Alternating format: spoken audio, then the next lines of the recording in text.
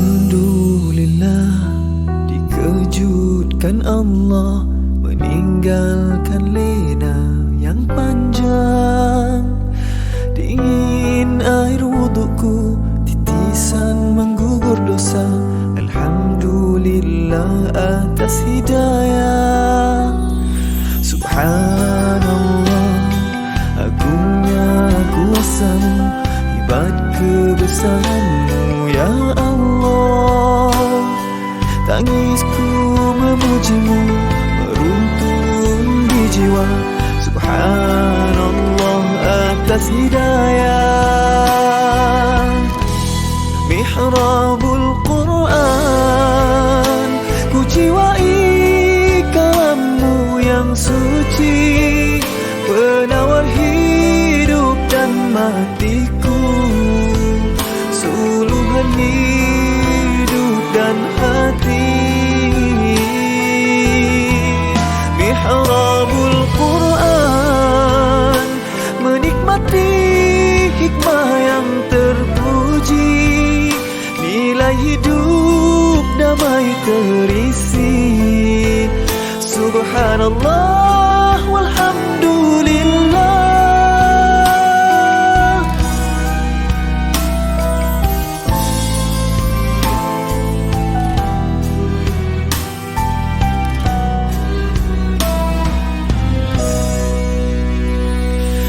Alhamdulillah, dikejutkan Allah, meninggalkan lena yang panjang.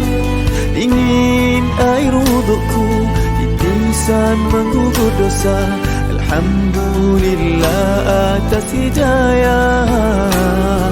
Subhanallah, agungnya kuasa-Mu, hebat kebesaran-Mu ya Allah. Tangisku memuji-Mu, meruntun di jiwa. Subhanallah atas hidayah. Subhanallah, alhamdulillah. Subhanallah, alhamdulillah. Subhanallah, alhamdulillah. Subhanallah, alhamdulillah. Mihrabul Quran, ku jiwai kalam-Mu yang suci, penawar hidup dan matiku, suluhan hidup dan hati. Mihrabul Quran, menikmati hikmah yang terpuji, nilai hidup damai terisi. Subhanallah walhamdulillah.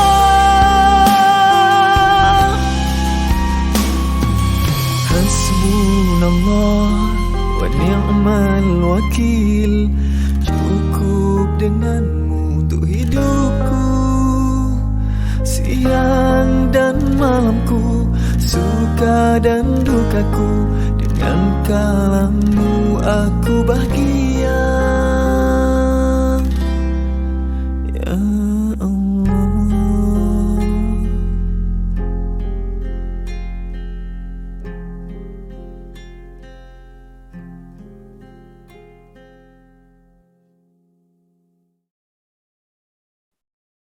Bismillahirrahmanirrahim. Assalamualaikum warahmatullahi wabarakatuh. Alhamdulillahi rabbil alamin. Wassalatu wassalamu ala ashrafi anbiya'i wal mursalin wa ala alihi wa sahbihi ajma'in. Rabbi shrah li sadri wa yassir li amri wahlul 'uqdatam min lisani yafqahu qawli. Jadi insya-Allah tuan-tuan dan puan-puan sekalian, pada pagi ini kita akan meneruskan bacaan Al-Quran pada surah At-Taubah juzuk yang ke-10, muka surat 193 ayat 37 insya-Allah. Bismillahirrahmanirrahim. إنما النسيء زيادة في الكفر يضل به الذين كفروا يحلونه عاما ويحرمونه عاما ليواطئوا عدة ما حرم الله فيحرموا ما حرم الله فيحلوا ما حرم الله زين لهم سوء أعمالهم والله لا يهدي القوم الكافرين يا أيها الذين آمنوا ما لكم إذا قيل لكم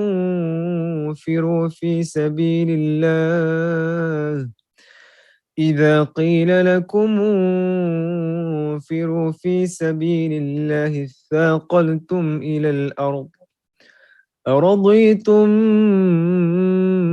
بالحياة الدنيا من الآخرة فما متاع الحياة الدنيا في الآخرة إلا قليل إلا تنفروا يعذبكم عذابا أليما ويستبدل قوما غيركم ولا تضروه شيئا والله على كل شيء قدير إلا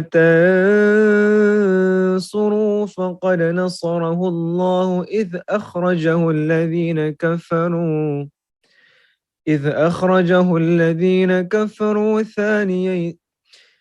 أخرجه الذين كفروا ثاني اثنين إذ هما في الغار إذ يقول لصاحبه لا تحزن إن الله معنا فأنزل الله سكينته عليه وأيده بجنود لم تروها وجعل كلمة الذين كفروا السفلى وكلمة الله هي العليا والله عزيز حكيم انفروا خفافا وثقالا وجاهدوا بأموالكم وأنفسكم في سبيل الله ذلكم خير لكم إن كنتم تعلمون لو كان عرضا قريبا وسفرا قاصدا لاتبعوك ولكن بعدت عليهم الشقة وسيحلفون بالله لو استطعنا لخرجنا معكم يهلكون أنفسهم والله يعلم إنهم لكاذبون عفى الله عنك لم أذنت لهم حتى يتبين لك الذين صدقوا وتعلم الكاذبين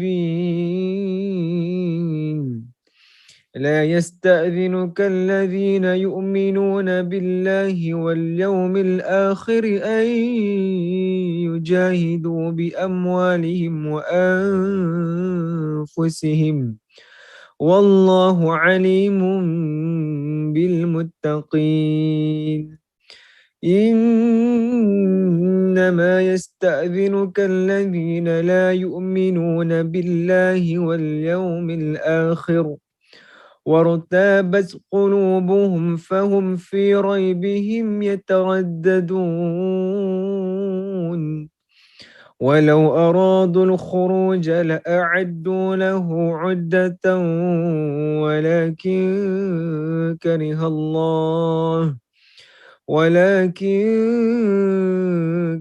الله بعاثهم فثبطهم وقيل اقعدوا مع القاعدين لو خرجوا فيكم ما زادوكم إلا خبالا ولأوضعوا خلالكم يبغونكم الفتنة وفيكم سماعون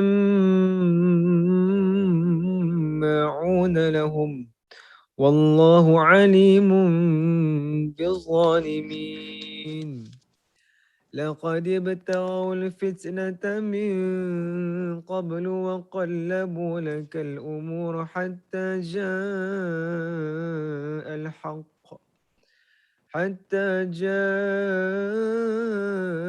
الحق وظهر أمر الله وهم كارهون ومنهم من يقول ائذن لي ولا تفتني ألا في الفتنة سقطوا وإن جهنم لمحيطة بالكافرين إن تصبك حسنة تسؤهم وإن تصبك مصيبة يقولوا قد أخذنا أمرنا من قبل ويتولوا وهم فرحون قل لن يصيبنا إلا ما كتب الله لنا هو مولانا وعلى الله فليتوكل المؤمنون قل هل تربصون بنا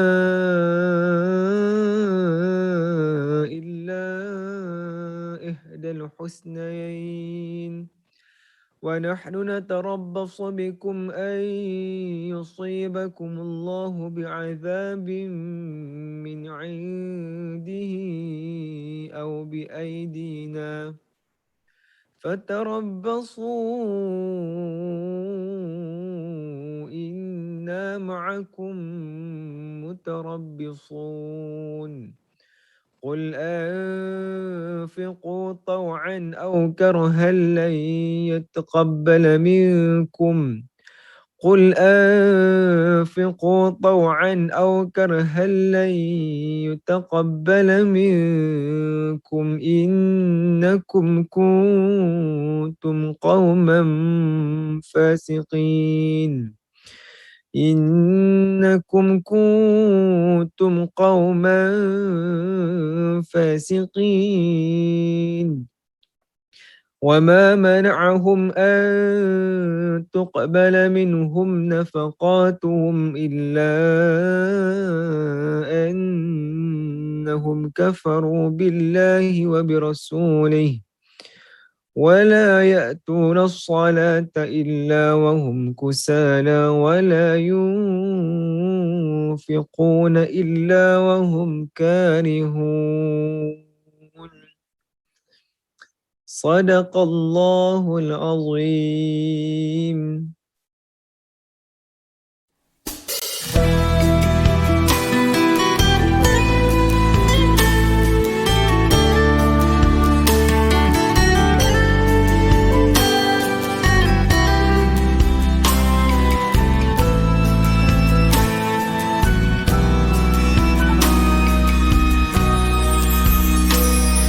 Alhamdulillah, dikejutkan Allah meninggalkan lena yang panjang.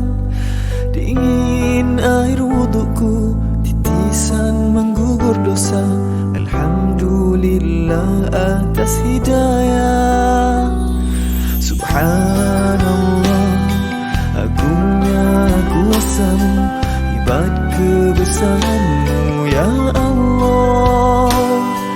Tangisku memujimu, meruntun di jiwa. Subhanallah atas hidayah. Mihrabul Quran, ku jiwai kalammu yang suci, penawar hidup dan matiku, suluhan hidup dan hati. Quran, menikmati hikmah yang terpuji, nilai hidup damai terisi. Subhanallah walhamdulillah.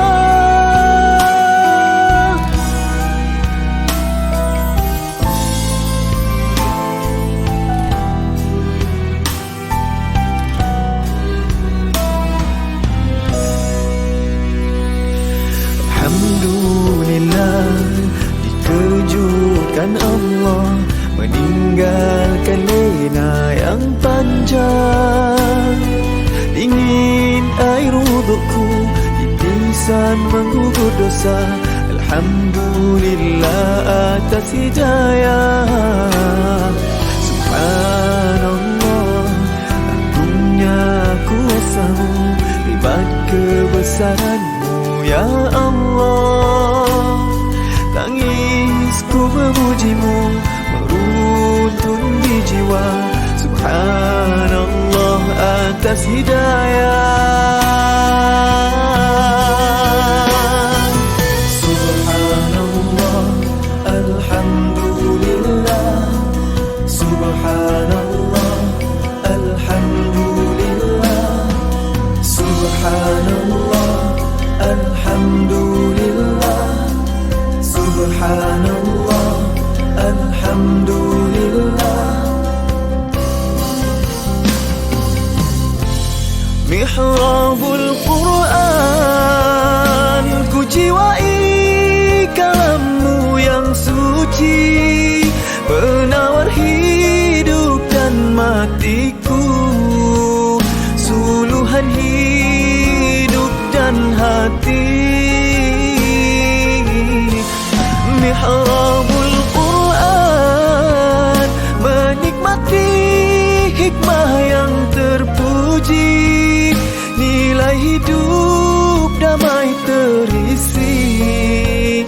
Subhanallah walhamdulillah.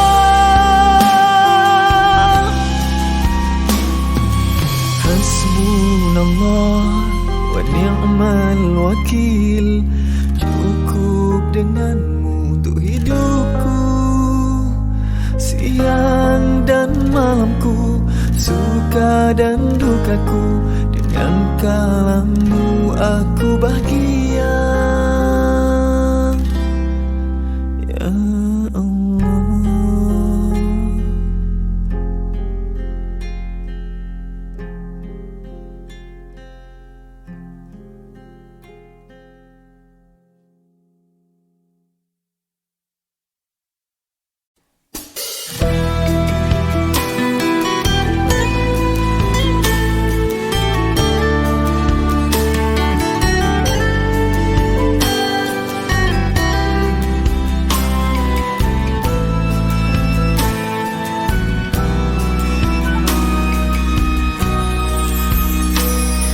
Alhamdulillah, dikejutkan Allah meninggalkan lena yang panjang.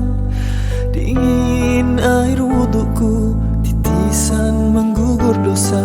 Alhamdulillah atas hidayah. Subhanallah, agungnya kuasamu, hebat kebesaranmu ya Allah. Tangisku memujimu, meruntun di jiwa. Subhanallah atas hidayah. Mihrabul Quran, ku jiwai kalammu yang suci, penawar hidup dan matiku, suluhan hidup dan hati. Mihrabul Quran, menikmati hikmah yang terpuji, nilai hidup damai terisi. Subhanallah walhamdulillah.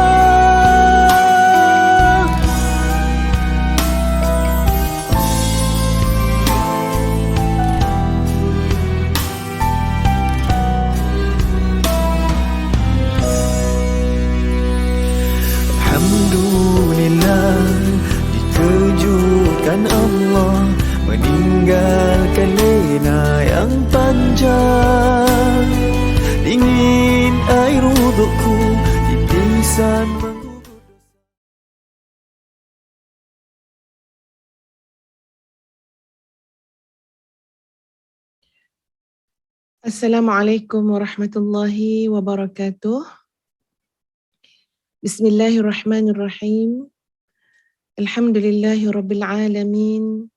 Wassalatu wassalam ala rasulillahil amin. Wa ala alihi wa ashabihi ajma'in. Subhanaka la ilma lana illa ma 'allamtana innaka antal alimul hakim. Rabbi shrah li sadri wa yassir li amri wahlul 'uqdatam min lisani yafqahu qawli. Rabbi yassir wa la tu'assir wa tammim bil khair. Allahumma anta rabbuna la ilaha illa anta khalaqtana wa nahnu 'ibaduk wa nahnu 'ala 'ahdika wa wa'dika mastata'na. Na'udzu bika min syarri ma sana'na.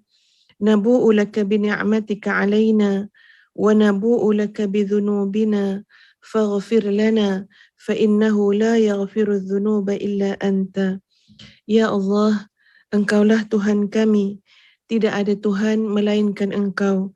Engkaulah yang telah menjadikan kami dan kami adalah hamba-Mu dan kami menurut di atas perintah dan perjanjian dengan-Mu sekadar keupayaan dan kemampuan kami. Kami berlindung dengan-Mu daripada kejahatan dosa yang telah kami lakukan dan kami mengaku dengan nikmat-Mu yang banyak ke atas kami. Kami juga mengaku, Ya Allah, dengan dosa-dosa yang telah kami lakukan. Maka ampunilah kami, Ya Allah. Sesungguhnya tiada siapa yang dapat mengampunkan segala dosa melainkan Engkau. Wahai Allah yang Maha Pengasih lagi Maha Penyayang, kami memohon kepadamu taufik orang-orang yang dapat petunjuk, amalan orang-orang yang yakin, ketulusan orang-orang yang bertaubat, keteguhan hati orang-orang yang sabar, kesungguhan orang-orang yang bertakwa, permohonan orang-orang yang mengharap, ibadah orang-orang yang wara' dan kebijaksanaan orang-orang yang berilmu, sehingga kami takut kepadamu. Ya Allah, kami memohon kepadamu perasaan takut yang dapat menghalangi kami daripada berbuat maksiat, sehingga kami dapat melakukan ketaatan kepadamu, yang dengan amalan-amalan itu kami boleh mendapat keredaan-Mu. Dan sentiasa beringat untuk bertaubat kepadamu dan rasa takut kepadamu, bahkan ikhlas menerima segala didikanmu kerana kecintaan kami kepadamu dalam segala urusan dan bersangka baik terhadapmu. Maha suci zat yang menciptakan cahaya, sempurnakanlah cahayamu ke atas kami. Ampunilah kami, ampunilah kami, ampunilah kami. Sesungguhnya Engkau Maha Kuasa di atas segala sesuatu dengan rahmat-Mu, wahai yang Maha Penyayang. Baik, Alhamdulillah sahabat-sahabat yang dikasihi sekalian, bertemu lagi kita pada pagi ini. Ya, mudah-mudahan dalam rahmat, keberkahan daripada Allah Azza wa Jalla. Mari sama-sama tuan-puan yang dikasihi sekalian untuk kita memulakan pertemuan Mihrabul Quran pada pagi ini dengan sama-sama kita menghayati bacaan suratul Fatihah insya-Allah. A'udzu billahi minasyaitonir rajim. Bismillahirrahmanirrahim. Alhamdulillahi rabbil alamin. الرحمن الرحيم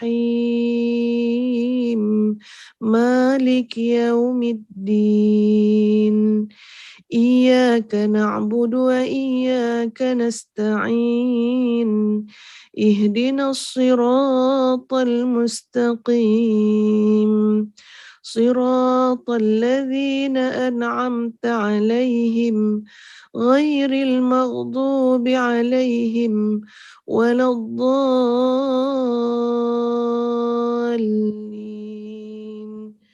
Amin. Sahabat-sahabat sekalian, daripada suratul Fatihah yang kita baca tadi, kita tengok macam mana kerapnya kita memohon kepada Allah, ihdinas siratal mustaqim. Tunjukkanlah kami ya Allah jalan yang lurus.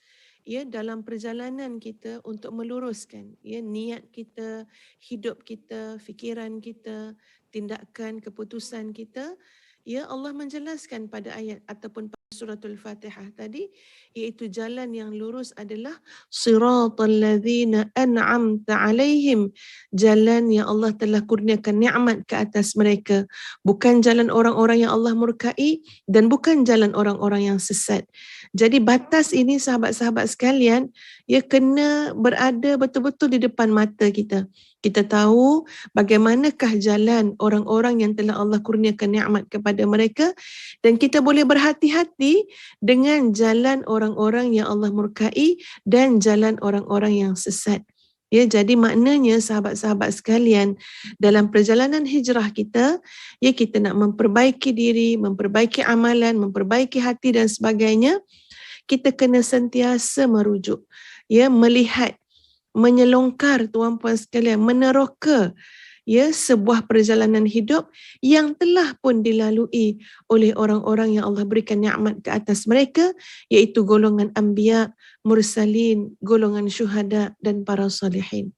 Ya, jadi masa yang kita ada sahabat-sahabat sekalian, ya, kena ada pembahagian masa di mana kita merujuk, ya, kita mengikuti sirah ataupun perjalanan hidup para nabi, para rasul, para anbiya, para syuhada, para salihin. Ya, menggantikan mungkin kita banyak sangat masa kita gunakan untuk melihat ataupun macam mana nak tengok kehidupan orang-orang zaman sekarang semata-mata. Ya, kehidupan orang-orang yang popular semata-mata, yang tidak ada, mungkin kita tak dapat lihat sangat contoh soleh, ya, pada kehidupan mereka. Jadi lebih baik sebenarnya kita melihat, ya, pada kehidupan para anbiya, para salihin, para syuhada, ya, masih terlalu banyak perkara-perkara yang kita nak contohi, nak teladani. Jadi ini adalah di antara, ya, perkara ataupun rahsia tersurat dan tersirat yang sangat besar pengajarannya daripada suratul Fatihah yang selalu kita ulang-ulang baca. Apatah lagi dalam solat, ya sahabat-sahabat, ini menjadi rukun solat, ya, untuk solat tu jadi sah, ya. Jadi sahabat-sahabat sekalian, Puan Hawa Yaakob khabar, ya. Puan Nik Shazlin, Puan Baizura Badli Shah, Puan Halimah Hamid, Puan Zarinah Ahmad Lais, Puan Nik Shazlin dengar tak suara Ustazah? Ni katanya jauh, ya, suara Ustazah, ya. Puan Zawiyah Ismail, Cik Guyah, Puan Nur Syafi'i, Puan Iman Shah, Puan NJ Jaja, Puan Kak Teh. Kak Teh, apa khabar Kak Teh? Terima kasih, ya, Kak Teh dan sahabat-sahabat yang selalu share tag, ya, supaya meluas, sahabat-sahabat kita dapat manfaat daripada tadabbur setiap pagi, insya-Allah. Kepada Puan Fatimah Ibrahim, Puan Ruhaya Said, Puan Hanim, Puan Naamah Sya'ari, Puan Jisma Kasih, Puan Fira Haris dan semua, terima kasih, ya, menjadi sahabat mihrab, ya, yang setia dan yang selalu juga, ya, meluaskan lagi, ya, jangkauan mihrabul Quran untuk sama-sama diambil manfaatnya, ya, oleh sekalian muslimin dan muslimat. Jadi pada hari ini kita akan rujuk kepada ayat-ayat berkait dengan hijrah. Sahabat-sahabat boleh lihat muka surat 34, surah Al-Baqarah, ayat yang ke-218, insya-Allah. Muka surat 34, surah Al-Baqarah, ayat 218.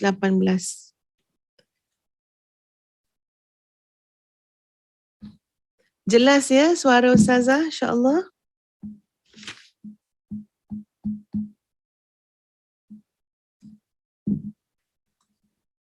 A'udzu billahi minasy syaithanir rajim. Bismillahirrahmanirrahim. Innal ladzina amanu wal ladzina hajaru wajahadu fi sabilillah ulaika yarjuna rahmatallah wallahu ghafurur rahim. Sadaqallahul azim. Innal ladzina amanu, Sesungguhnya orang-orang yang beriman, walladzina hajaru, dan orang-orang yang berhijrah, wajahadu fi sabilillah, dan orang-orang yang berjuang di atas jalan Allah, ulaika yarjuna rahmatallah. Mereka itu, yakni orang beriman, orang berhijrah, orang berjihad di atas jalan Allah, mereka itu adalah golongan yang benar-benar mengharapkan rahmat daripada Allah Azza wa Jalla. Wallahu ghafurur rahim. Dan Allah itu maha pengasih, maha pengampun, lagi maha penyayang. Wallahu ghafurur rahim. Allah itu maha ghafur, maha pengampun, rahim, maha penyayang ataupun maha mengasihani. Sahabat-sahabat yang dikasihi sekalian, ini adalah di antara ayat yang membicarakan tentang hijrah. Ada tak ayat lain? Ada sahabat-sahabat, banyak lagi ayat yang membicarakan tentang hijrah. Di antaranya adalah surah Al-Anfal ayat yang ke-92, ayat yang ke-72 sehingga ayat yang ke-75. Ini juga di antara ayat yang membicarakan tentang hijrah. Ya. Kita ambil ayat 72 surah Al-Anfal muka surat 186. A'udzu billahi minasyaitonir rajim. Innal ladzina amanu wa hajaru wa jahadu bi amwalihim وجاهدوا بأموالهم وأنفسهم في سبيل الله والذين آووا ونصروا أولئك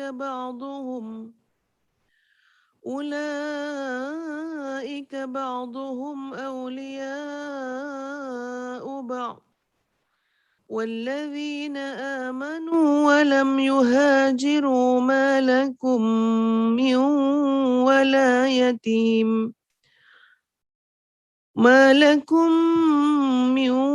ولايتهم من شيء حتى يهاجروا وإن استنصروكم في الدين فعليكم النصر إلا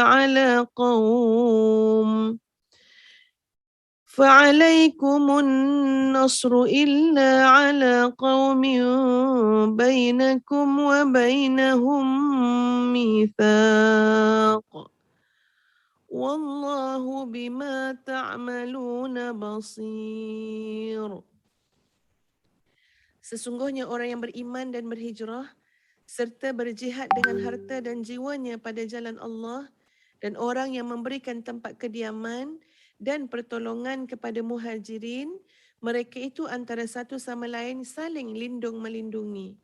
Dan terhadap orang yang beriman tetapi belum berhijrah, maka tidak ada kewajipan sedikit pun atasmu melindungi mereka sebelum mereka berhijrah.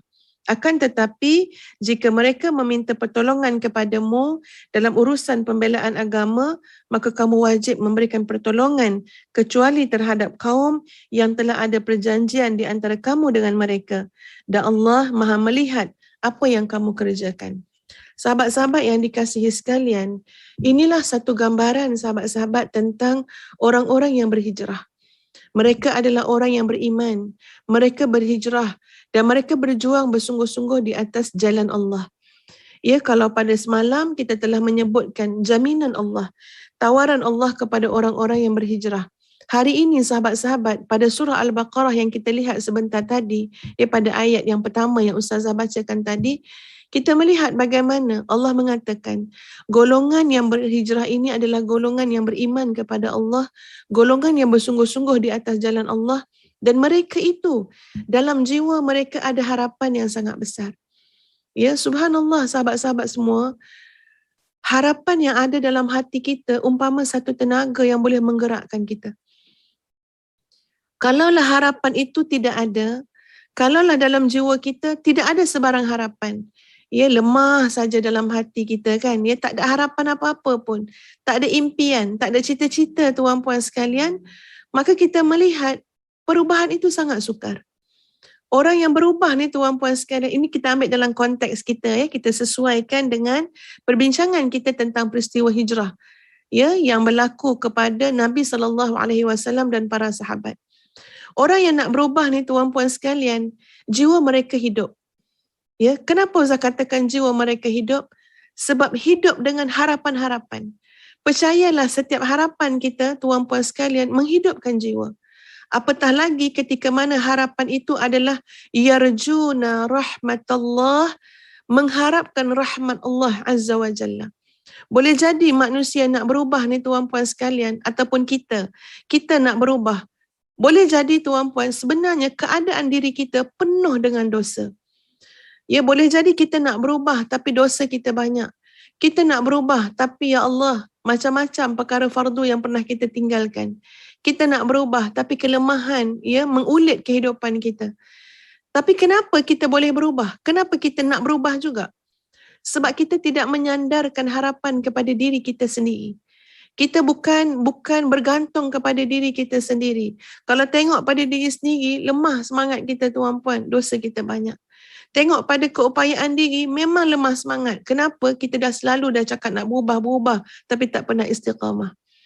Tapi kenapa kita tetap nak berubah juga? Kenapa kita masih lagi ada cita-cita nak berhijrah, cita-cita nak memperbaiki diri? Kerana kita berharap dengan Allah Azza wa Jalla. Kerana kita bergantung dengan Allah Azza wa Jalla. Lihat pada ayat surah Al-Baqarah tadi. Nama Allah yang mana yang Allah sebut pada ayat tu? Sifat Allah yang mana yang Allah sebut? Pada ayat yang kita bacakan tadi, Allah menyebut, Wallahu ghafurur rahim. Allah itu maha pengampun. Allah itu maha pengasih. Ya, ini adalah nama dan sifat yang Allah sebut. Pada ayat yang membicarakan tentang hijrah. Pada ayat yang membicarakan tentang golongan yang berhijrah itu, mereka sangat menginginkan rahmat Allah. Dan Allah menjawabnya dengan mengatakan apa sahabat-sahabat? Wallahu ghafurur rahim. Dan Allah itu maha pengampun, lagi maha pengasih. Ini adalah kekuatan pada diri orang-orang yang nak berhijrah di jalan Allah. Mereka mengharapkan kepada Allah dan mereka yakin bahawa Allah itu maha pengampun, lagi maha penyayang. Datanglah dengan dosa sebanyak mana pun, ya dengan kesilapan sebesar mana pun, tapi ketika mana kita berharap dengan rahmat Allah, kita kena yakin bahawa Allah maha pengampun, Allah berhak dan Allah boleh untuk mengampunkan dosa-dosa kita. Ya, Allah maha pengasih, Allah maha menyayangi kita. Tak kisahlah macam mana pun keadaan kita, tetapi insya-Allah hijrah kita kerana Allah, hijrah dalam keadaan kita mengharapkan rahmat Allah tidak pernah tidak dibalas ya oleh Allah Azza wa Jalla, sentiasa dihargai, dibalas, dibantu, ditolong oleh Allah ya dengan segala keluasan rahmat dan pertolongannya. Sahabat-sahabat yang dikasihi sekalian, ya semalam kita juga mengatakan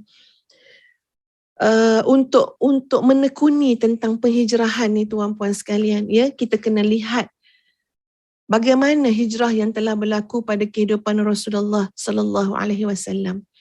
Ada banyak elemen-elemen yang penting dalam perubahan dalam hijrah, ya.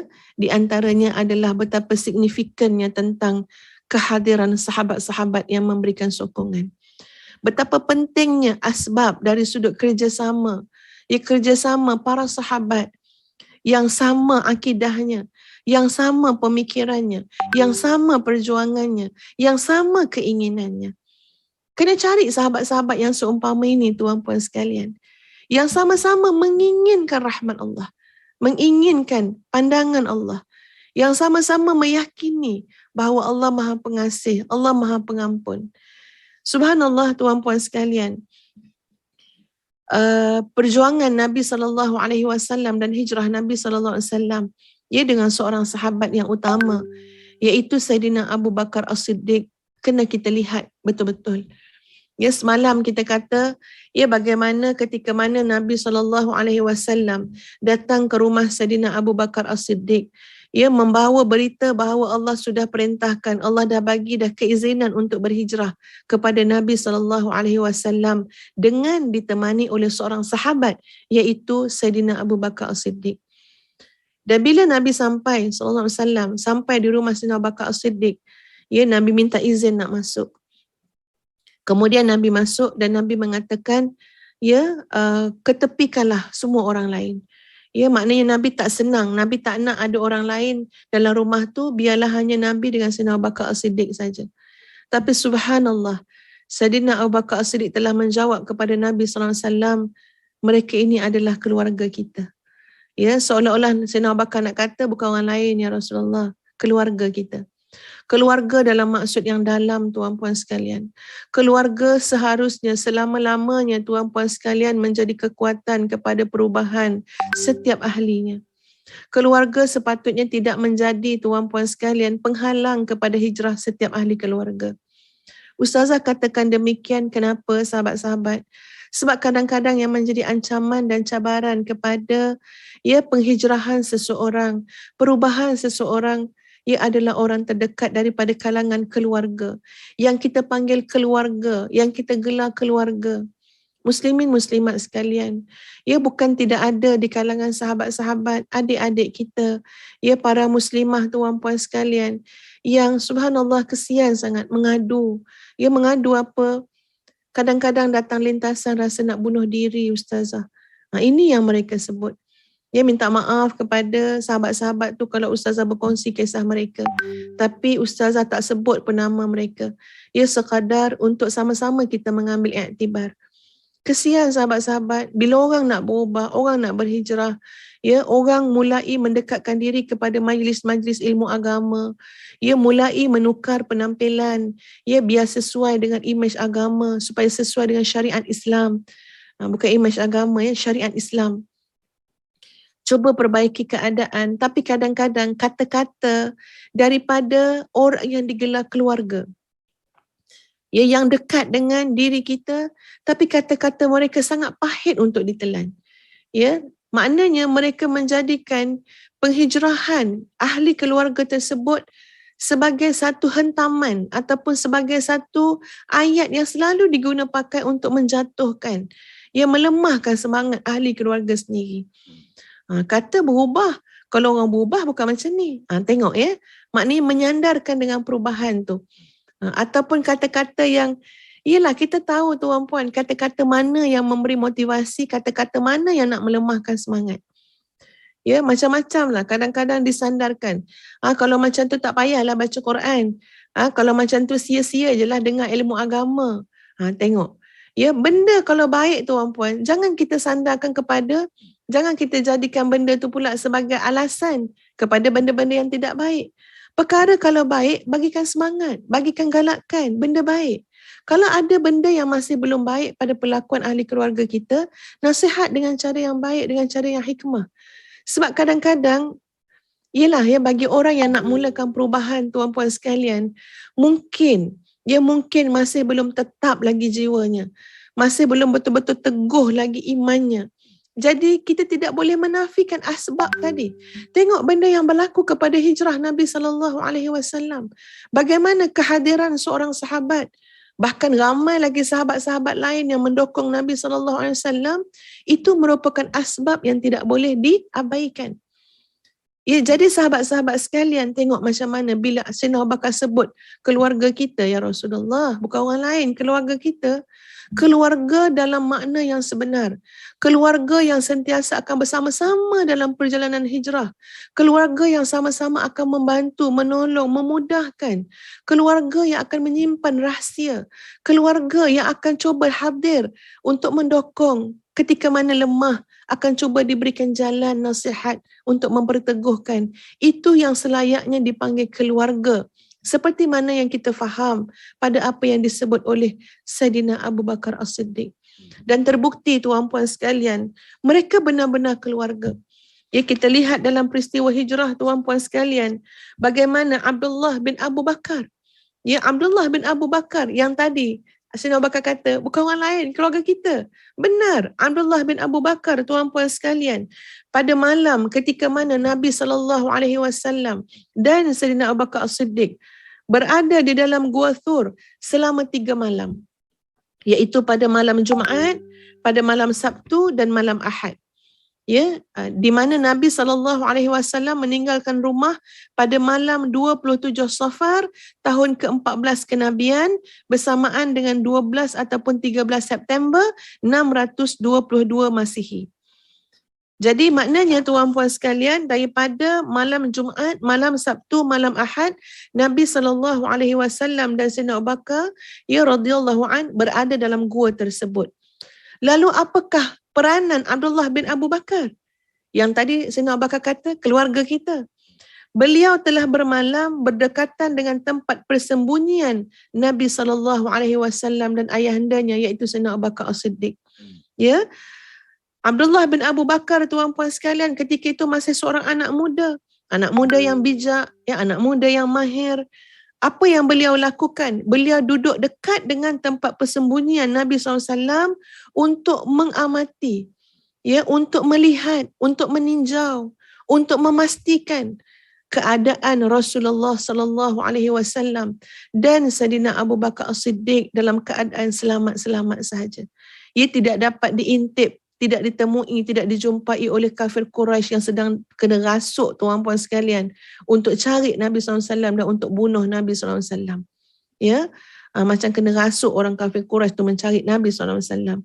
Jadi Abdullah bin Abu Bakar, bila pada waktu malam saja mendekati tempat persembunyian untuk tengok, untuk berjaga-jaga, ya, sebagai kawalan keselamatan. Walaupun kita kata Allah kan jaga Nabi SAW, Allah maha memelihara, Allah maha melindungi. Iya, tidak ada siapa yang menafikan. Benar, sebenar-benarnya tuan-puan sekalian, Allah lah sebaik-baik yang melindungi. Allah lah sebaik-baik yang memelihara. Tapi subhanallah, ya, bukan bermakna bila kita melihat kepada asbab, bukanlah bermakna kita menafikan, ya, menafikan keagungan Allah, sifat Allah, tidak sama sekali. Tapi inilah satu gambaran dalam peristiwa hijrah bahawa selama mana kita boleh mengambil, ya, asbab tersebut, masih ada jalan untuk mengambil kepada, ya, langkah-langkah tertentu, strategi-strategi tertentu, maka jangan diabaikan. Ya, kenapa? Kerana pada setiap ikhtiar yang kita lakukan ada pahala, tuan-puan. Setiap ikhtiar yang kita lakukan ada hikmah yang sangat besar. Ya, ada banyak benda yang orang lain boleh pelajari daripada perkara-perkara tersebut, strategi-strategi tersebut. Ya, bahkan kita melihat ini adalah penglibatan orang-orang yang disifatkan sebagai keluarga. Keluarga. Sama-sama menolong, mendokong. Jadi, Abdullah bin Abu Bakar, ia mengambil langkah seperti seorang penjaga keselamatan. Pada waktu malam, ia mengintai, melihat apakah ada ke orang-orang yang datang mencari Nabi, dijumpa ke tempatnya di mana. Ya, dan kemudian pada waktu sahur, cepat-cepat Abdullah bin Abu Bakar keluar. Ya, keluar daripada tempat persembunyian tadi, pergi menemui orang-orang Quraisy di Mekah. Pergi berada kat tengah-tengah kota Makkah tadi. Seolah-olah malam tadi beliau tidur dekat Mekah. Padahal tidak. Pada waktu malam beliau dah keluar dah daripada bandar Mekah tadi, pergi dekat dengan tempat persembunyian Nabi SAW. Tapi pada waktu sahur terus masuk dalam Mekah, seolah-olah macam duduk kat Mekah saja, tak keluar mana-mana. Apa tugas Abdullah bin Abu Bakar, tuan-puan sekalian, di tengah-tengah kota Makkah? Beliau mengintip. Ya, beliau mendengar sebarang perbualan. Untuk apa? Untuk beliau mendengar apa lagi perancangan mereka terhadap Nabi SAW. Supaya dia boleh ingat betul-betul apa yang dia dengar. Ya, apa lagi perancangan orang-orang kafir Quraisy. Kemudian berita yang beliau dengar, ya, daripada orang-orang kafir Quraisy akan beliau sampaikan kepada Nabi SAW dan juga Sayyidina Abu Bakar As-Siddiq pada waktu malam. Masya Allah, subhanallah. Beliau benar-benar seorang keluarga. Beliau benar-benar disifatkan sebagai keluarga. Sahabat-sahabat sekalian, boleh tak kita benar-benar jadi keluarga kepada orang yang nak berhijrah, kepada orang yang nak berubah? Ya, boleh tak kita mengambil peranan, sahabat-sahabat, memberikan sokongan, memberikan dokongan, nasihat yang baik. Kalau anak kita nak berubah, kalau suami kita nak berubah, kalau adik-beradik kita nak berubah, ya, jangan pula kita yang menjadi penghalang, kita yang menyebabkan mereka lemah semangat. Padahal subhanallah, Ustazah sangat terpesona bila Sayyidina Abu Bakar As-Siddiq menjawab, Ya, bila Nabi kata ketepikanlah orang lain, mereka keluarga kita ya Rasulullah. Mereka keluarga. Ini keluarga yang sebenar, sahabat-sahabat sekalian. Ya, keluarga yang kita inginkan dalam hidup ini. Sama-sama berubah, sama-sama berhijrah. InsyaAllah kalau ini yang berlaku, kita akan terasa ringan sikit penghijrahan ni. Ya, sebab kita tahu dalam penghijrahan tu banyak cabaran dia. Ya, banyak pengorbanan yang dituntut. Tapi kalau berlaku seorang-seorang saja, lepas itu ya disindir pula ya oleh kata-kata daripada kalangan ahli keluarga sendiri, rasa macam tak ada keluarga kita kan, rasa macam seorang-seorang sangat. Kita tengok tuan-puan sekalian ya, iktibar yang besar pada peristiwa hijrah. Ustazah percaya peristiwa hijrah kita selalu bincang. Tapi setiap kali kita bincang ya sahabat-sahabat sekalian, kita akan beroleh lagi ibrah, iktibar yang sangat besar. Ya, Masya Allah, Subhanallah. Baik, muslimin muslimat sekalian. Kita lihat lagi, seorang lagi. Siapa lagi yang layak dikatakan keluarga? Seorang lagi adalah Amir bin Fuhairah. Siapakah dia Amir bin Fuhairah? Amir bin Fuhairah adalah hamba kepada, pembantu ataupun hamba kepada Sayyidina Abu Bakar As-Siddiq. Walaupun dia seorang hamba, tuan-puan sekalian, pada ketika itu masih seorang hamba kepada Sayyidina Abu Bakar As-Siddiq. Tapi Masya Allah, Subhanallah, tak tengok pun pada pangkat seseorang, pada kedudukan seseorang. Tapi benar tuan-puan sekalian, semuanya dinilai pada ketakwaan. Kita lihat bagaimana Amir bin Fuhairah, hamba Abu Bakar As-Siddiq, tuan-puan sekalian, telah datang mengembala kambing ketika itu. Dia adalah seorang pengembala kambing, Jadi adalah satu perkara yang biasa kalau tengok Amir bin Fuhairah dengan kambing-kambingnya, sebab beliau ditugaskan untuk gembala kambing. Jadi tuan-puan sekalian, apabila waktu siang, Amir bin Fuhairah akan bawa kambing-kambing tu mendekati tempat persembunyian Nabi kita Muhammad sallallahu alaihi wasallam. Kemudian bila berlalu waktu Isyak, Amir bin Fuhairah pun akan menghalau kambingnya. Maknanya pada waktu siang tu kat mana-mana pun tak apalah. Tapi pada waktu Isyak, Amir bin Fuhairah pun langsung halaulah binatang ternakan tersebut pergi ke tempat persembunyian Nabi SAW. Tujuan dia apa? Sebab nak bekalkan susu perahan kepada Nabi SAW dan juga Sayyidina Abu Bakar As-Siddiq. Nak bagi minum susu perahan kambing. Dan bila hari telah jauh malam, barulah Amir bin Fuhairah bawa balik kambing-kambingnya pulang. Itulah yang beliau lakukan selama 3 malam. Bawa kambing-kambing, dan Amir bin Fuhairah bila balik malam tuan-puan sekalian, beliau bawa kambing-kambingnya itu ikut jejak yang dilalui oleh Abdullah bin Abu Bakar. Apa tujuan dia? Sebab Abdullah bin Abu Bakar kan ulang-alik kan daripada tempat persembunyian, dekat dengan tempat persembunyian Nabi, kemudian masuk ke Mekah. Jadi ada jejak dia, ada tapak dia.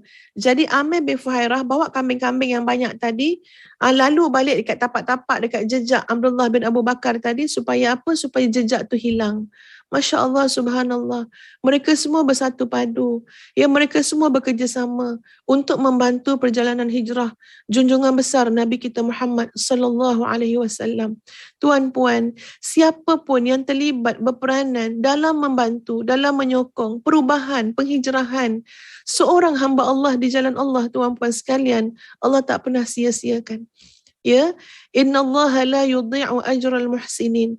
Allah tidak pernah mensia-siakan amalan, ganjaran, ganjaran untuk orang-orang yang telah melakukan kebaikan. Dan kita lihat bagaimana kalimah keluarga, jaminan keluarga yang telah disebut oleh Sayyidina Abu Bakar As-Siddiq, benar-benar mereka adalah keluarga. Sayyidatuna Asma bintu Abu Bakar, benar-benar mereka adalah keluarga seperti mana yang dijamin oleh Sayyidina Abu Bakar As-Siddiq. Sebab itu bila Abu Jahal datang tanya, mana ayah kamu, mana Muhammad?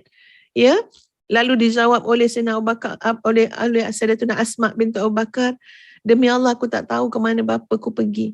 Lalu Abu Jahal tempeleng dia sekuat-kuatnya, sampai terjatuhlah anting-anting Sayyidatuna Asma. Jadi sahabat-sahabat sekalian, Ustazah berikan sedikit tumpuan terhadap peranan keluarga sahabat-sahabat sekalian dalam hijrah, seperti mana yang kita belajar daripada kisah hijrah Rasulullah sallallahu alaihi wasallam. Sahabat-sahabat sekalian, ya semua orang yang berada dalam peristiwa hijrah Nabi SAW ini, yang terlibat ini, masing-masing menanggung cobaan ya dalam peristiwa hijrah. Sebagai contohnya Sayyiduna Ali karamallahu wajhah, tuan-puan sekalian. Bila beliau menggantikan tempat Nabi SAW di atas tempat tidur Nabi kan dalam rumah Nabi SAW, ia tidak berakhir setakat itu sebenarnya. Ya, orang-orang kafir Quraisy memang marah betul ya dengan Sayyidina Ali karamallahu wajhah. Lalu apa yang mereka buat? Ya, marah kegilaan mereka tadi, orang kafir Quraisy yang dah marah sangat, rasa dah dipermain-mainkan dan sebagainya. Apa yang mereka buat? Mereka telah menyeksa Sayyidina Ali karamallahu wajhah. Mereka pukul Sayyidina Ali bin Abi Talib. Mereka heret Sayyidina Ali dekat Kaabah. Ya, dan kemudian di Kaabah setelah diheret, Sayyidina Ali ditahan di situ beberapa lama sehingga mereka putuskan sampai mereka tahu tentang berita mengenai Nabi SAW. Jadi bayangkan, ya, orang-orang ataupun sahabat-sahabat Nabi yang bersama-sama dengan Nabi, bagaimana mereka diseksa, mereka dizalimi. Kita mungkin kata, ya, kalau macam tu kesianlah, ikut Nabi SAW lepas tu kena seksa. Tapi ini hanya pandangan zahir kita saja. Sedangkan di sebalik itu, inilah peluang yang Allah berikan untuk mereka semua ini mendapat keampunan Allah. Inilah peluang yang Allah berikan untuk mereka semua ini mendapat rahmat Allah, mendapat ganjaran yang besar daripada Allah Azza wa Jalla. Kena yakini benda ni sahabat-sahabat. Kita tolong bantu orang nak berubah, orang nak berhijrah. Ya, kita permudahkan urusan dia. Sebenarnya ini adalah jalan Allah mengampunkan dosa kita. Sebenarnya ini adalah jalan Allah nak bagi pahala kat kita. Ya, jalan untuk kita mendapat rahmat daripada Allah Azza wa Jalla sesuai dengan ayat-ayat yang telah kita baca tadi. Muslimin muslimat yang dikasihi sekalian, ya, orang-orang kafir Quraisy kemaruk, ya, betul-betul marah sangat dengan keadaan ni, sampaikan mereka ia mengarahkan semua pengawal-pengawal yang lengkap bersenjata untuk kawal kota Mekah, ya, keliling kota Mekah untuk pastikan ya Muhammad, Nabi kita Muhammad sallallahu alaihi wasallam, ia tidak keluar, tidak dapat bolos daripada kota Makkah. Tadi Ustazah nak tersebut Muhammad saja sebab Ustazah bercakap tu semacam maknanya macam bercakap tentang orang kafir Quraisy, ya. Memang mereka kalau panggil Nabi panggil Muhammad saja kan, ya. Okey. Baik. Sehingga kan orang-orang kafir Quraisy, tuan-puan sekalian, menawarkan hadiah yang sangat lumayan.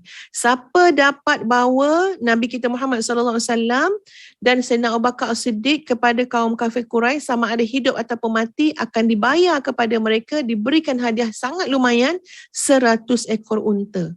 Ini sangat lumayan, ya tuan-puan, ni juta-juta ni kalau duit ni kan, ya. 100 ekor unta.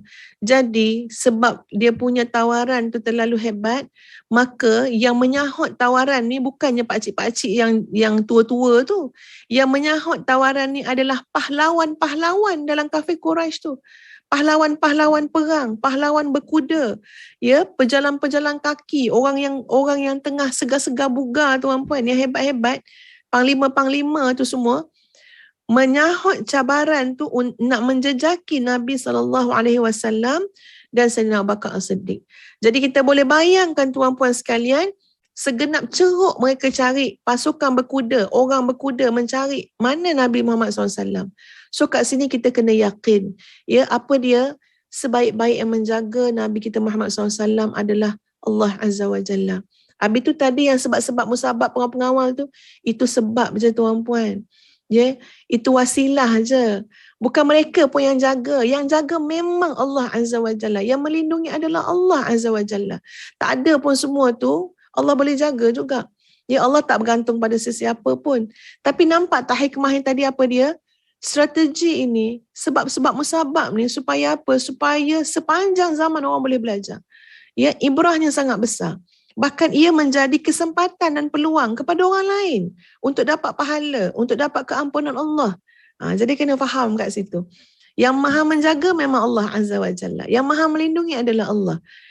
Setara tu orang semua nak cari Nabi, kalau kita fikir logiknya takkanlah tak jumpa. Tapi Allah maha melindungi. Ya, mereka takkan jumpa jejak-jejak tersebut. Macam-macam wasilah Allah datangkan ya untuk menutup segala jejak tadi. Jadi sahabat-sahabat sekalian, Allah nak tunjuk bahawa yang menjaga adalah aku. Ya, aku yang bersama-sama dengan kamu. Aku yang bersama dengan hijrah kamu. Aku yang melindungi kamu. Walaupun tadi ada sebab musabab tuan-puan. Tapi kita tengok Allah menghantarkan orang-orang yang mencari Nabi SAW sampai kat muka pintu gua. Sampai kat muka pintu gua. Maknanya apa? Mereka dah sampai. Selangkah, sejengkal je lagi dengan tempat persembunyian Nabi SAW. Tapi Allah menunjukkan kekuasaan dan kebesaran Allah Azza wa Jalla. Ya, Al-Bukhari meriwayatkan hadis daripada Anas radhiyallahu an, daripada Sayyidina Abu Bakar As-Siddiq katanya, aku bersama Nabi SAW dalam gua. Bila aku angkat kepala aku, ya, angkat kepala kat pintu gua tu, sebab mereka masuk kat dalam kan, ya, jadi pintu gua tu. Bila aku angkat kepala aku nampak kaki-kaki kaum Quraisy. Ini dah terlampau dekat dah ni kan, terlalu dekat. Ya. Sampai aku berbisik kepada Nabi SAW, wahai Nabi Allah, kalaulah sebahagian mereka menundukkan pandangan, nescaya mereka akan nampak kita kat dalam ni. Jawab Nabi SAW, diam wahai Abu Bakar. Sungguh pun kita berdua, tetapi Allah lah yang ketiga. Dalam lafaz lain Nabi menyebut, bukan seperti sangkaanmu itu wahai Abu Bakar. Kita bukan berdua, tetapi Allah yang ketiga. Jadi Masya Allah, subhanallah tuan-puan sekalian, walaupun ada yang mengawal lah kononnya kan ya, macam-macam lah sebab musabab tadi, dia kata ada keluarga kan ya tadi, tapi tengok bagaimana akidah, ya, keimanan, keyakinan dalam jiwa yang ditanamkan oleh Nabi SAW kepada Sayyidina Abu Bakar As-Siddiq. Kita bukan berdua, kita bertiga. Ya, ini adalah kekuatan dalam hijrah tuan-puan sekalian. Sentiasa meyakini bahawa Allah bersama-sama dengan kita. Ya, jangan rasa kesunyian, jangan rasa keseorangan, jangan rasa macam kita ni terlalu minoriti dan sebagainya. Ya, kerana kita bersama-sama dengan Allah yang maha gagah lagi maha perkasa. Allah tidak pernah membiarkan hamba-hambanya. Allah sentiasa ada bersama-sama dengan kita. Dalam ayat yang menyebut sesungguhnya kami bersama-sama dengan kamu di mana saja kamu berada. Jadi tuan-puan sekalian, ya, walaupun hanya selangkah saja lagi, ya, sejengkal saja lagi antara orang-orang kafir Quraisy dengan Nabi SAW, tapi Allah melindungi, Allah Maha Pelindung. Mereka tidak nampak pun Nabi SAW. Apatah lagi Allah perintahkan, ya, kepada labah-labah dan sebagainya. Ketika itu untuk menunjukkan gambaran, ya, depan pintu gua itu seolah-olah macam tak ada siapa pun pernah masuk sebab ya ada sarang kat depan tu kan, ya. Macam itulah cerita dia. Sahabat-sahabat sekalian, Ustazah nak bawakan juga, ya, satu kisah yang hebat bagaimana dalam perjalanan hijrah itu kita melihat bagaimana hebatnya seorang sahabat. Mungkin ya tuan-puan sekalian, sama ada kita perasan ataupun tak perasan lah ya, sahabat ni sangat penting ya dalam hijrah. Sahabat ni sangat penting dalam hidup kita.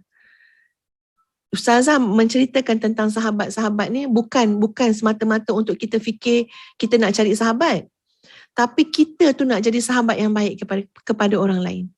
Ya, macam Ustazah ada kawan-kawan, ada sahabat kan.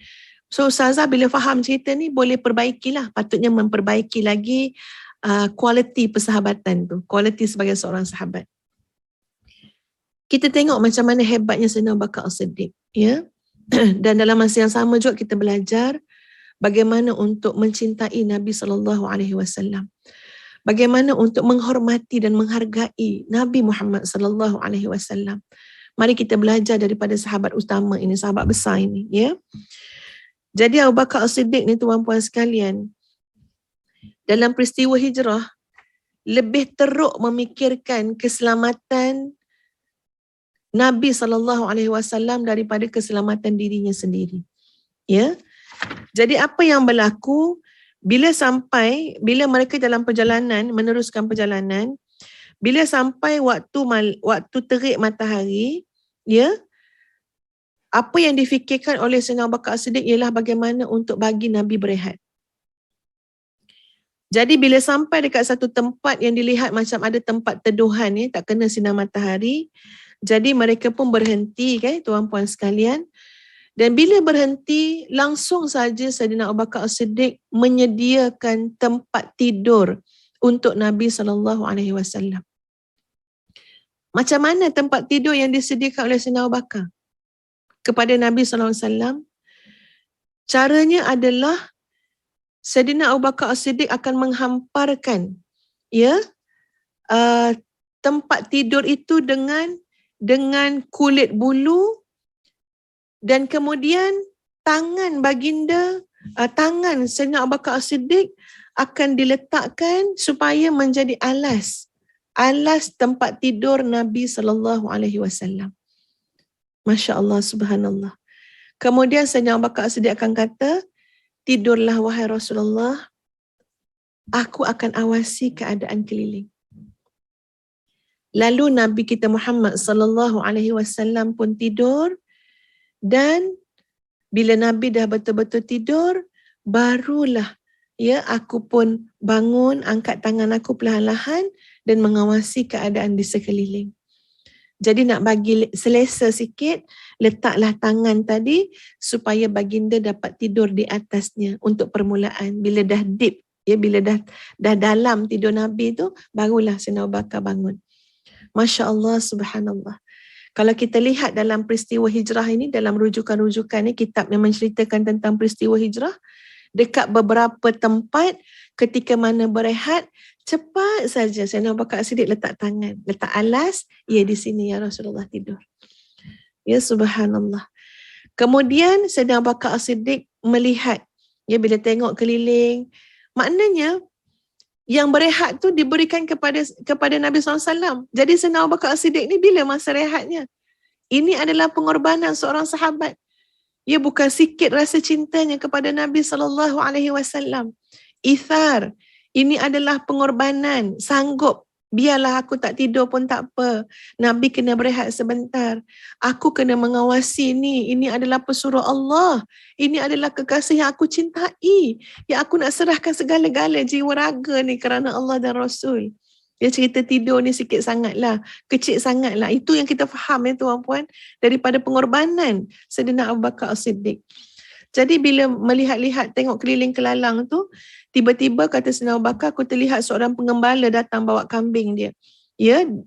Untuk berteduh juga. Jadi aku tanya dia, kamu ni milik siapa? Dia jawab, aku milik seorang laki-laki penduduk Madinah, penduduk Mekah juga. Jadi aku tanya dia, apakah kambing kau ada susu? Dia kata ada. Bolehkah aku nak ambil sikit perahan susu tu? Dia kata boleh. Lalu diambilnya seekor kambing. Bila aku tengok dia perah susu tu, aku kata dekat dia, buang daripada puting susu tu, tanah ke, bulu ke, debu-debu ke, supaya betul-betul bersih. Tengok tuan-puan sekalian. Sayyidina Abu Bakar ni sentiasa fikir, nak bagi apa pun kepada Rasulullah SAW ni mesti dalam keadaan yang paling bersih, yang paling baik. Nabi nak tidur, tangan aku jadi alas. Nabi tidur, biar aku yang tengok keliling kelalang, jaga keselamatan. Sebagai wasilah, sebagai strategi, sebagai asbab. Nabi nak minum, minuman Nabi, susu yang nak bagi pada Nabi ni mesti bersih. Jangan bercampur-campur dengan bulu lah, dengan tanah lah, dengan debu-debu lah. Kemudian sahabat-sahabat, bila dah diperah susu tu, dan aku memang ada bekas yang aku bawa untuk Nabi SAW minum dan wuduk.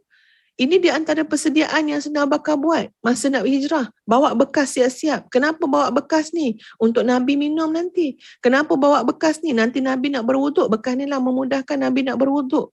Subhanallah, subhanallah. Dahsyatnya Sayyidina Abu Bakar As-Siddiq mencintai Nabi SAW.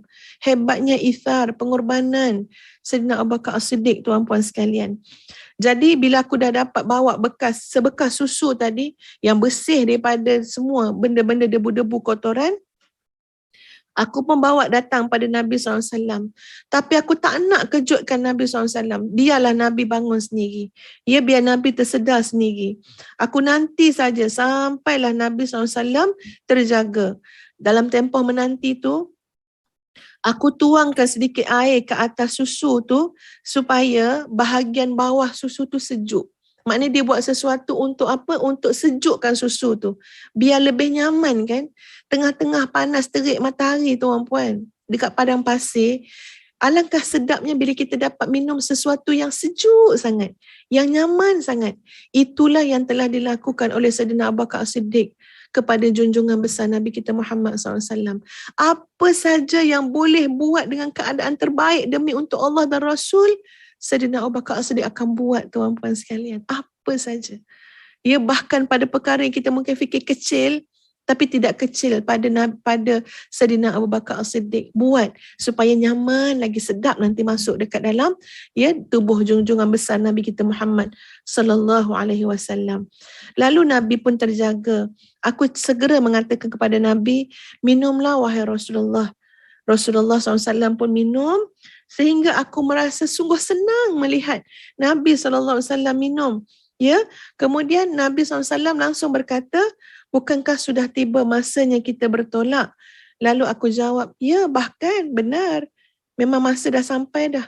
Jadi tuan-puan perasan tak? Sayyidina Abu Bakar As-Siddiq tidak dapat tidur pun pada perhentian yang pertama tu. Sebab Nabi bangun tadi, Nabi pun kata, dah sampai waktu kan nak bertolak. Terus Sayyidina Abu Bakar kata, ya dah sampai waktu dah, jom kita bertolak. Subhanallah. Tuan-puan sekalian, bila menunggang kenderaan, Sayyidina Abu Bakar As-Siddiq akan berada di belakang. Di belakang Rasulullah sallallahu alaihi wasallam. Abu Bakar akan kelihatan seperti seorang tua yang dikenali, sementara Nabi SAW akan kelihatan seperti seorang anak muda. Bila ada saja orang bertemu Abu Bakar As-Siddiq lalu bertanya, siapa laki-laki kat depanmu itu? Ya, Abu Bakar akan jawab, oh ini penunjuk jalanku. Ya, penunjuk jalan. Dan bagi Sayyidina Abu Bakar, seorang yang benar, ya, tak pernah berbohong. Ya, ini adalah jawapan, bukan jawapan berbohong. Sebab bagi Sayyidina Abu Bakar, bila dia sebut orang ini adalah penunjuk jalanku, maknanya adalah penunjuk jalanku ke jalan yang benar, ke jalan yang lurus. Ihdinas siratal mustaqim. Ya Allah, tunjukkan jalan yang lurus. Dan ini adalah Nabi, pesuruh Allah, iaitu Nabi kita Muhammad sallallahu alaihi wasallam. Maksudnya bila sebut ini penunjuk jalan, maknanya ini penunjuk jalan kebaikan. Dia maknanya Sayyidina Abu Bakar As-Siddiq tidak pernah berbohong. Dia tidak berbohong. Yang disebut itu adalah benda yang benar. Baik muslimin muslimat yang dikasihi sekalian, ya kita berhenti dulu setakat ini. Ambillah sebanyak mana pun ya ibrah pengajaran yang kita dapat daripada beberapa peristiwa kisah yang telah Ustazah kongsikan tadi. Mudah-mudahan Allah memberikan taufik hidayah petunjuk kepada setiap perubahan yang kita nak lakukan. Ya, kesian malam-malam kita kalau hanya menjadi malam yang sepi. Ya, kita tak bangun munajat, tak bangun tahajud. Kesian siang-siang kita. Kalau siang-siang yang hanya penuh dengan kelalaian, kita tidak menghidupkannya dengan amar ma'ruf nahi mungkar, dengan dakwah mengajak manusia ke jalan Allah. Fikirkanlah sesuatu. Bagaimana untuk mengubah kehidupan kita daripada keadaan yang kurang baik kepada yang baik kepada yang lebih baik. Muslimin muslimat, mari sama-sama kita beristighfar kepada Allah Azza wa Jalla. Astaghfirullahalazim, astaghfirullahalazim, astaghfirullahalazim. Mudah-mudahan ya Allah mengampuni dosa kita dan merahmati kita, mengangkat darjat kita, ya memberikan barakah pada usia kita, mengurniakan kita barakah usia dalam ketaatan kepadanya. Lindungi kita semua daripada penyakit-penyakit yang penyakit-penyakit yang memudaratkan. Lindungi keluarga kita, masyarakat ya daripada penyebaran wabak COVID-19. Kita doa pada Allah, ya Allah cukuplah ya Allah. Mohon ya Allah angkatlah wabak ini daripada negara kami, daripada kaum muslimin dan muslimat. Balikkanlah semula ya Allah segala perkara andai kata ini adalah tipu daya musuhmu ya Allah. Kembalikanlah tipu daya ini ke tengkuk-tengkuk mereka yang jahat, yang memusuhi agamamu, memusuhi umat Islam. Tolonglah ya Allah, bantulah kami ya Allah, sembuhkanlah di kalangan kami ada yang sakit. Berilah ilmu di kalangan kami semua adalah yang jahil. Ya, berilah keyakinan kepada yang ragu, berilah keteguhan kepada yang lemah, ya Allah. Amin, amin, ya Rabbal Alamin. Jemput tuan puan untuk mewar-warkan Mihrab Coaching 9.0 kepada kaum keluarga, sahabat handai, rakan sekerja, supaya ramai-ramai dapat mengambil manfaat daripada Mihrab Coaching 9.0 yang bertemakan Ibrah daripada Takdir, yang insya-Allah akan berlangsung pada 30 dan 31 Oktober dan juga bonus pada 3 November. Ya, insya-Allah kita akan kongsikan ya jadual lengkap. Silakan tuan-puan sekalian mendaftar dan mewar-warkan kepada yang lain, insya-Allah. Sekian, kita tangguhkan dengan suratul As dan tasbih kafarah.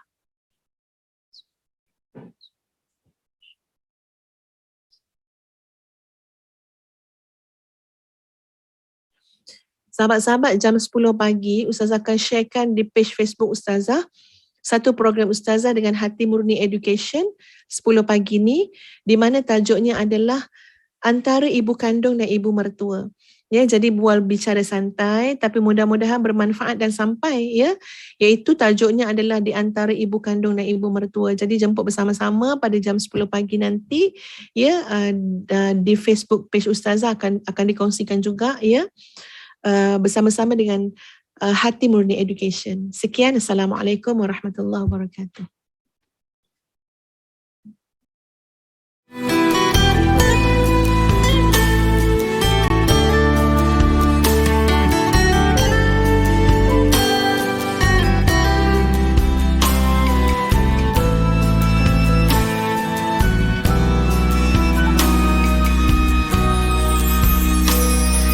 Alhamdulillah, dikejutkan Allah meninggalkan lena yang panjang.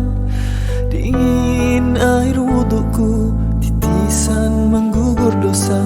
Alhamdulillah atas hidayah. Subhanallah, agungnya kuasamu, hebat kebesaranmu ya Allah. Tangisku memujimu, meruntun di jiwa. Subhanallah atas hidayah.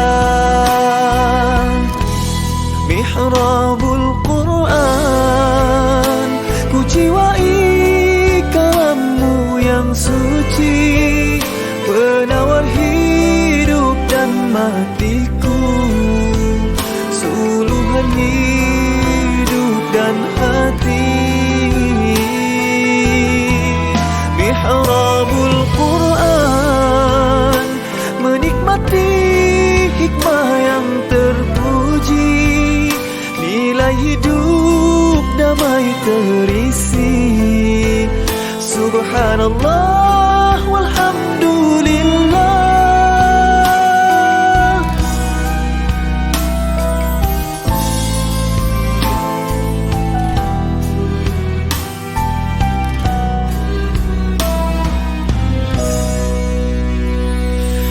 Alhamdulillah, dikejutkan Allah meninggalkan lena yang panjang.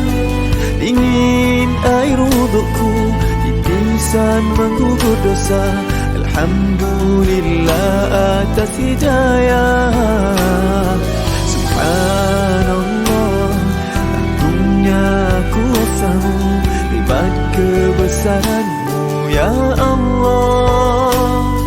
Tangisku memujimu, meruntun di jiwa. Subhanallah atas hidayah. Subhanallah, alhamdulillah. Subhanallah, alhamdulillah. Subhanallah, alhamdulillah. Subhanallah, alhamdulillah. Mihrabul Quran, ku jiwai kalammu yang suci, penawar hidup dan matiku, suluhan hidup dan hati.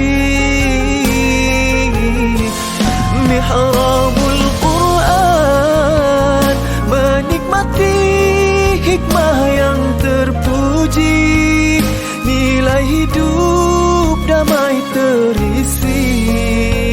Subhanallah walhamdulillah.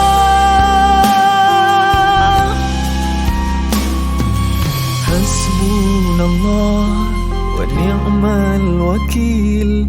Cukup denganmu untuk hidupku, siang dan malamku, suka dan dukaku. Dengan kalammu aku bahagia, ya Allah.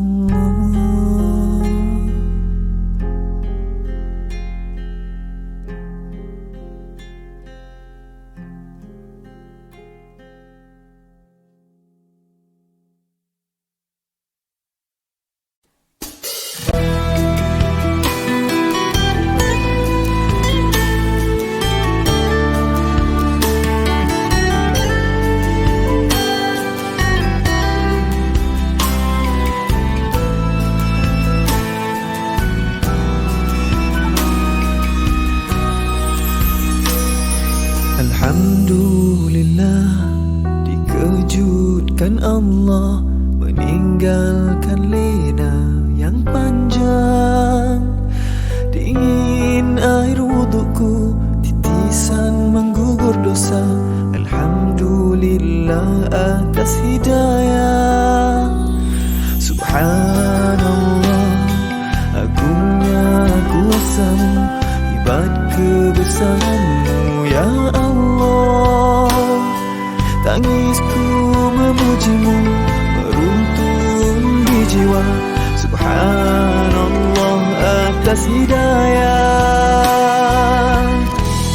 Mihrabul Quran, ku jiwai kalammu yang suci, penawar hidup dan matiku, suluhan hidup dan hati. Mihrabul Quran, menikmati hikmah yang terpuji, nilai hidup damai terisi. Subhanallah walhamdulillah.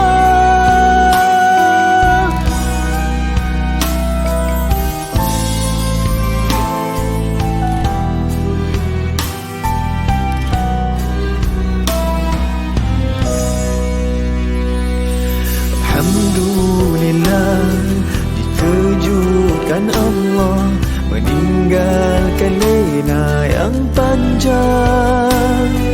Dingin air wudukku, titisan menggugur dosa. Alhamdulillah atas hidayah. Subhanallah, agungnya kuasamu, hebat kebesaranmu ya Allah. Tangisku memujimu, meruntun di jiwa. Subhanallah atas hidayah. Subhanallah, alhamdulillah. Subhanallah, alhamdulillah. Subhanallah, alhamdulillah. Subhanallah, alhamdulillah. Mihrabul Quran, ku jiwai kalammu yang suci, penawar hidup dan matiku, suluhan hidup dan hati. Mihrabul Quran, menikmati hikmah yang terpuji, nilai hidup damai terisi. Subhanallah walhamdulillah. Hasbunallah wa ni'mal wakil.